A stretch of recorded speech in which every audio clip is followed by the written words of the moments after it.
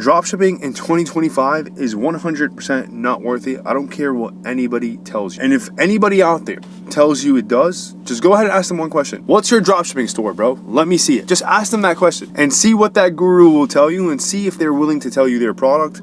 And if they are, then props to them, I guess. And if they don't, well, guess what? They are scared of giving you their product because they know you are competition and you can steal their product because they have nothing unique. Before I get too deep into this video, just to give you guys perspective, okay, 10 years ago, I came to America from Syria. I had no money, no laptop, no internet experience. I lived in a 2-bedroom apartment with 3 sisters and both my parents. And I had to take the time, the energy, and everything I absolutely had, right? Invest time and a lot of patience to get to where I am right now in life. And as you can see, I am sitting in a Ferrari. I do not own this Ferrari, right? But I'm still paying for it, right? I am in Dubai right now. I'm traveling. I'm completely living the life that I was dreaming about when I first came from Syria.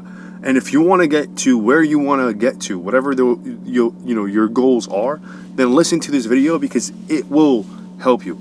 I am 100% confident of that. Okay, so let me give you guys the 3 reasons why I quit dropshipping and why you should not be getting into dropshipping this year. Number 1 is the market is way too saturated. The market is at a point where it's so saturated that I am scrolling through Instagram and I am getting hit with Chinese factory ads showing me that they have copycat products of my products, my friends' brands, and other brands that I'm seeing on TikTok, and they're saying, hey, come drop ship this product and sell fakes, okay? Sell fakes of our products, which is absolutely insane. That is the state of the market right now. The reality is, right, the market is so saturated because it's getting way too easy to pretty much manufacture and copy products, okay? That's one. But the problem with that is if you are a beginner, okay, or you're already making a little bit of money online and you are trying to scale your dropshipping business or store, then guess what? You're not only competing from a marketing angle, okay, where you have to go ahead and create way better marketing, but you're competing with every single other kid or person on the internet that is trying to sell that same exact product using the same exact resources, suppliers, manufacturers, and content that already exists on the internet. So where does that leave? Ask yourself, where will that leave you if you are competing with everybody else with not only the same product, but the same everything else, okay? It's just not going to work. Like, it just, again, mentally doesn't make sense. And that is the reason why, again, if you go ask gurus, hey, what's your dropshipping store?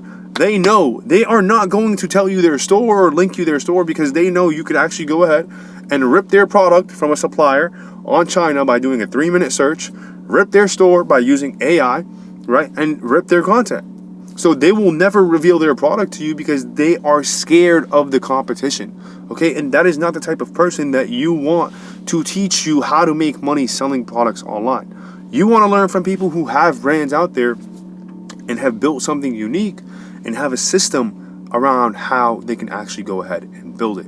And that is why I quit dropshipping, because the market was just too saturated and it was getting to a point where it just didn't make sense. So number 2 is dropshipping just comes with headaches. The reality is when you dropship, okay, you are pretty much counting on a supplier, whether it's in China, Europe, or the USA, that has no vested equity in your business to care about your product and your marketing and fulfill a product that matches whatever it is you are saying to your customers. Think about it this way. If you are buying your products from China and fulfilling them in the USA, which like every single person, imagine how many different loops and problems you can face with that happening, whether it's the long shipping times, tariffs. Now, forget about it. 30% tariffs, import-export taxes, you're cooked. You're literally cooked, okay?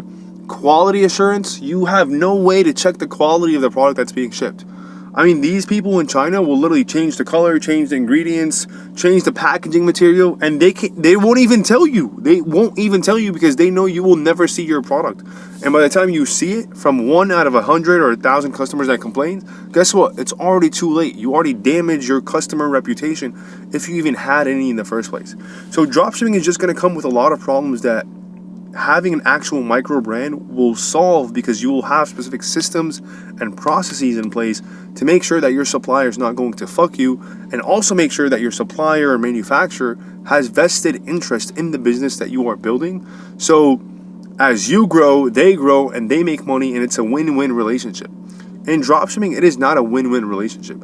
The supplier or the manufacturer is making the majority of the money. and you're doing all the work, okay? You are doing literally all the work, the marketing, customer service, etc., to sell a product that they already have on the shelf. Like, where is your benefit of that? Just think about that. How do you benefit from selling somebody else's product that's sitting on a shelf that everybody else has access to?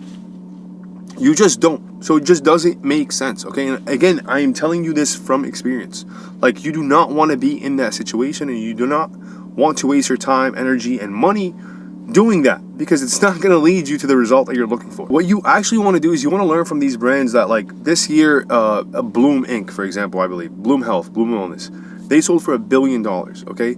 They didn't invent a new product. They built what's called a micro brand that became a household brand. What is a moat? A moat is something that you can identify as a business that nobody else can go ahead and copy you with, right? That can be anything from product form, the way the product is, product quality, product certifications, the product story or the brand story, so many different ways. Okay, Bloom Inc., this company sold for $1 billion. You can go search it up, right? I believe, or 800 million or something like that. It was a couple. One, it was a girl who lost 300 pounds, and then she documented her journey, and then she went ahead and she launched and monetized that journey by selling a greens drink, okay?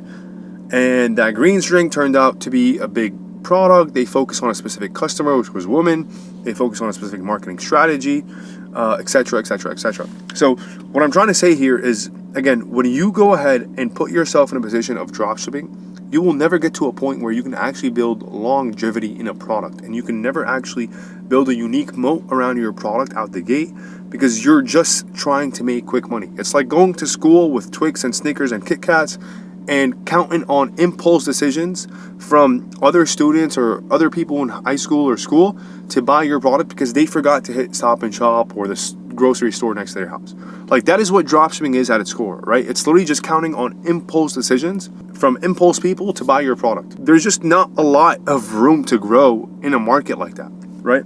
But when you go ahead and you say, hey, I have a unique product that's proven to work, that I've worked on for X, Y, and Z, that is made here, that has X amount of shipping time, which is really fast, X amount of ingredients and certifications, Ferrari's acting crazy right now, etc., etc., etc., then guess what? You have a unique moat that you do not have to worry about, okay? And that's how you want to be.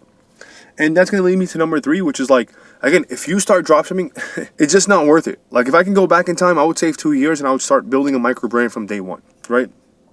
It's like the last thing you want to do, and I'll tell you a story, is I remember one of the products that I thought was going to make me a lot of money was was a portable blender, okay? It was a blender that you can take with you to the gym, etc. And I started making money. I almost hit 6 figures a month in it. And then out of nowhere, this company came through called BlendJet with more money, more resources, better manufacturing, better branding, and better content. Not only did they dominate me as a dropshipper at the time, but they took out every other person that was selling that blender because they were able to capitalize on the market with way more resources in every single category. And that turned out to, again, cost me more time because guess what? I invested time, energy, resources trying to build this business. Then I got dominated by somebody else who had more experience, right? And that turned out to be a big headache. Then I had to spend months trying to find a new product, and then the loop continues. So what makes micro branding so cool and so unique is you're not buying or selling into trends. What you are doing, though, is you are looking for evergreen problems, essentially, right, that people have. Let me just turn the car on again because I'm getting really hot.